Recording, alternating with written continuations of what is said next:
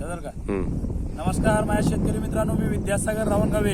अनेक शेतकऱ्यांचं काय उत्पादन वाढ दिले, खर्च कमी करू दिले आणि त्या माध्यमात काम करतो. आणि हे जे पीक आहे हे टरबूजचं पीक आहे. तर खरोखरच काय फरक पडले. आणि बघा ह्या तापमानामध्ये आता काय हे कोणता महिना म्हणतात, मार्च महिना आहे, एप्रिल महिना आहे, सॉरी एप्रिल महिना आहे. तर ह्या महिन्यामध्ये सुद्धा यांनी कशाचा वापर केलाय आणि काय फरक झाले या शेतकऱ्याकडून मला जाणून घेऊ.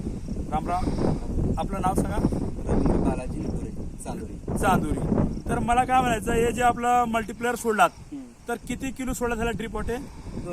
2 किलो सोडला. आणि किती महिन्याचं पीक आहे?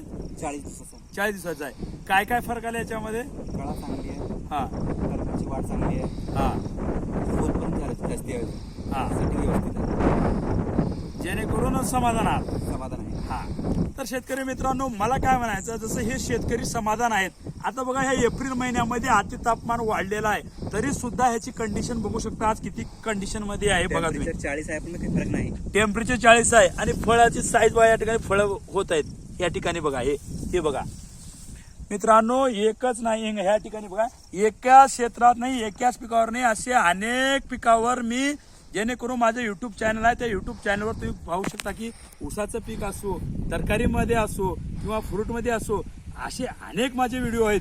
जेणेकरून प्रॉपर शेतकऱ्याला भेटतो, प्रॉपर त्या प्लॉटवर जातो. कशामुळे जातो म्हणजे आजकाल काय होलंय, शेतकरी हा नुकसानीत चाललाय, जास्ती खर्च वाढत चाललाय आणि काय उत्पादन जे आहे कम होत चाललंय. कशामुळे?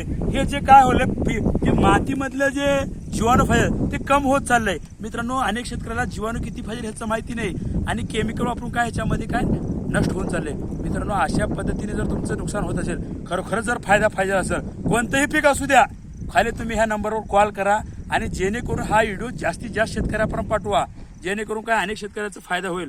भेटूया पुढल्या व्हिडिओमध्ये. जसं ह्या शेतकऱ्याचं उत्पादन वाढलेलं आहे तसं तुमचं पण वाढून द्यायचा प्रयत्न करू. भेटूया. विद्यासागर रावणगावे. धन्यवाद.